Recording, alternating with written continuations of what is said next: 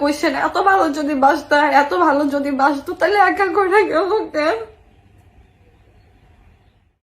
Hello everyone, আসসালামু আলাইকুম সবাইকে। আশা করি অনেক ভালো আছেন। আর থাকলে আসলে যখন আপনাদের মাঝে কথা শেয়ার করি তখন আমার একটু মন হালকা হয়।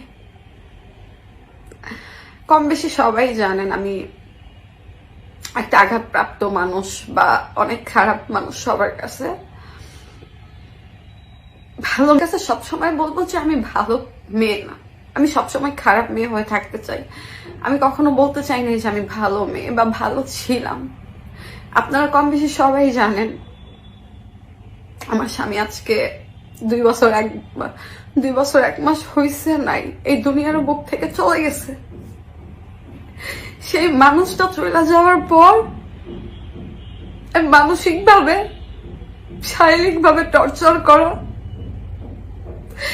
অনেক কিছু আমার উপর দিয়ে করে গেছে। কম বেশি সবাই মেন্টালি টর্চার করা। একটা মেয়ের স্বামী হারাই গেলে তো আর কিচ্ছু থাকে না। আচ্ছা, আমাদের সম্পর্কর বিয়ে, বছরের সংসার লাইফ, আমার রিলেশনের একটা বিয়ে।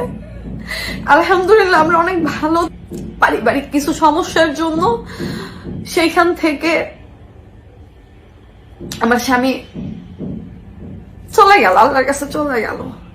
এটা হয়তো আমার মেয়ের স্বামী মারা যাওয়ার পরে সামাজিক ভাবে আমাকে নিয়ে অনেক রকম টর্চার শুরু হইলো, অনেক নেগেটিভিটি আমার নামে ছড়ানো হইলো। ওই টাইমটাতে না আমি বুঝতাম না আমার কি করতে হবে। আমি একটা শোকে পাথর ছিলাম, আমার আত্মাটা এখানে ছিল।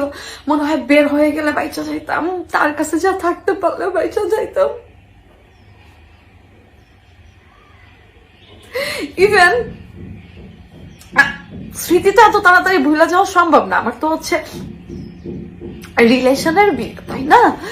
চাইলে তো তারে ভুলতে পারবো না। আমি নিজের প্রতি অনেক জুলুম করছি, টর্চার করছি, বাট আমার হায়াত যতদিন আছে আমি ততদিন বাইচা থাকবো না, আমার বইরা যাওয়ার কথা অনেক। ইভেন ওই মানুষটা না থাকার কারণে অনেক মানুষ, কিছু সংখ্যক মানুষ থাকে, কিছু মানুষ খুব হার্ট করে কথা বলে। তোর জামাই যদি এত ভালোবাসতো তোমার জামাই, তাহলে তোমার জামাইরে যদি এত ভালোবাসতো, তোমার জামাই যদি তোমার এত ভালোবাসতো, তাহলে এইভাবে চলে গেল কেন? আমার কলজার মধ্যে লাগে।